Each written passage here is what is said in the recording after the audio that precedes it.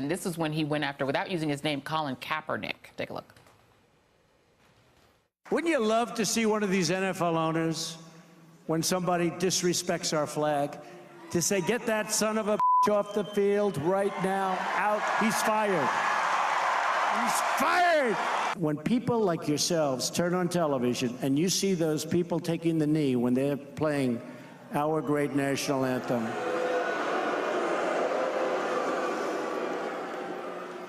the only thing you could do better is, if you see it, even if it's one player, leave the stadium. I guarantee things will stop. Things will stop. Just pick up and leave.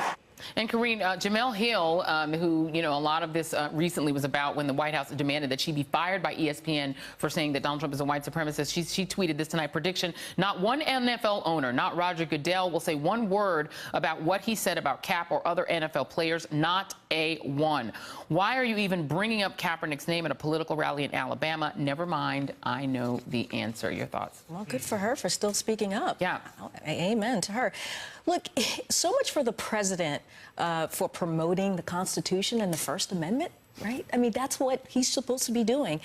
At the end of the day, not only is Donald Trump a petulant child, he's a racist. He was a racist in the 70s. He was one in the 80s. He was one in the 90s. He was one when he first stepped into the political arena. He was one when he kicked off his presidential campaign. And now, unfortunately, he's using this bullhorn to really push racism further and further. And he is the president of the United States. He's the person who is sitting in the Oval Office signing executive orders behind the Resolute desk. Yeah. Yeah, absolutely. And but at the same time, Kurt, he's also somebody who knows his audience, right? I mean, he's a guy who is selling $40 hats to a certain audience. He's tweeting out $29. You can have this gold card with Donald Trump's face on it. He knows who his audience is, and that is exactly what they want to hear, right?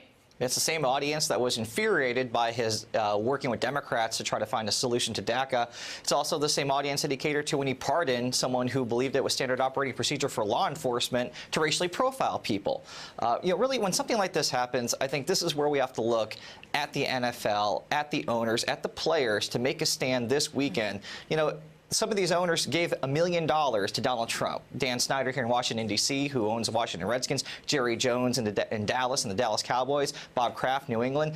There's going to be a lot of eyeballs on the NFL this weekend to see how they react to it. Will the league step in and say, you know what, no, it's not right to terminate someone because they exercise their First Amendment to speak. It's not right to try to take someone's employment away because they are exercising their belief and demonstrating that they are discriminated against as a class in this country, and that's a way that they're going to show that. How the players respond will also be interesting. People like Russell Wilson, leaders in this league, Aaron Rodgers. I don't care if you're white or black or Hispanic. If you play in the NFL and you heard what the president said tonight, you have an obligation to stand up and speak out against it. Yeah, and meanwhile, EJ, in doubling down on the marketing that he does essentially to the base that he sells hats to, Donald Trump led a familiar chant at this rally tonight. Let's take a listen to that.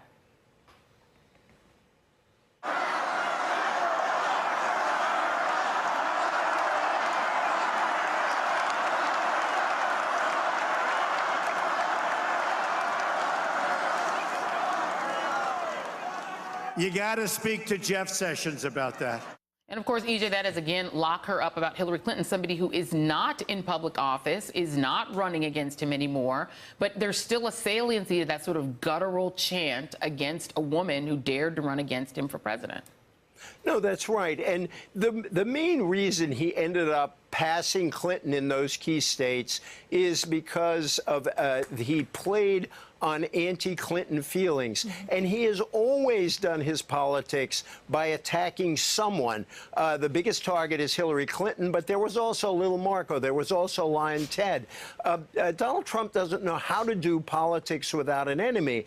What's inconvenient for him, as you say, is she's not running against him. She's not going to run against him again. He's tried to take runs at former President Obama. That didn't work well. But I think with Donald Trump, he is going to be at Hillary Clinton for the next 3 years because he doesn't know what to do without her. Yeah, and I mean, Karine, it's hard not to feel that, when you combine that with go right back to those buttons, those T-shirts, the vile things that people were wearing on their bodies, including women, about her.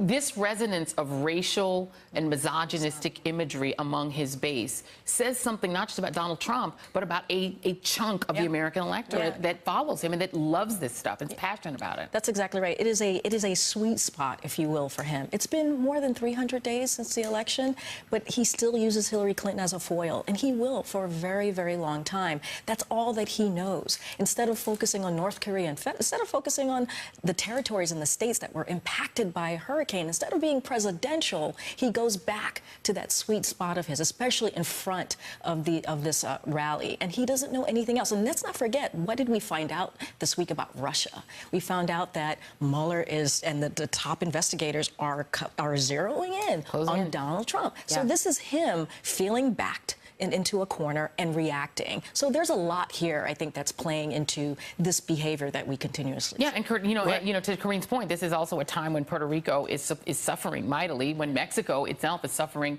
you know, after natural disasters. And here's Donald Trump bringing back yet another classic from his campaign, something that we all now know is not going to happen, and that, of course, is the wall that he claimed Mexico was going to pay for. Take a listen. By the way, the wall is happening, folks. You know, it has to be a see-through wall. We're renovating the existing wall, and we are going to have as much wall as we need. You don't need it all the way. Somebody said, well, what are you going to do? You're going to build that wall in the middle of the river? Are you going to, that nobody can go in? Are you going to build that wall on the mountain? I said, you don't need the wall on the mountain. You have a mountain, which is a wall. But we're going to build the wall. It's quite a climb down, Kurt, but he's still saying it. Why do Donald Trump's fans still believe that?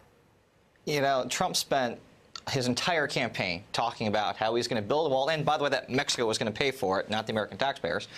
And again, he kind of walked away from that a little bit when he made the DACA deal potentially with Democrats. His base went crazy. They started burning the hats and the Make America Great hats and everything. And so now he's back to trying to throw them some red meat and to talk. I mean, what the hell is a see-through wall, by the way? I don't even know what he's talking about. Like, what? You know, a window? I guess it's a window. It's going to be a solar paneled wall. I mean, Yeah. so he doesn't even know what he's talking about, you know, is the point. Yeah. He's just, it's verbal diarrhea. I think, you know, he gave away about 3/4 of the wall in that speech. If you heard all of the places we're not building a wall and we're renovating an existing wall. It's a reno. It's a reno. It's HGTV. Kurt Bardella, Karine Jean-Pierre, EJ Dion, thank you all. Hey there, I'm Chris Hayes from MSNBC. Thanks for watching MSNBC on YouTube. If you want to keep up to date with the videos we're putting out, you can click subscribe just below me or click over on this list to see lots of other great videos.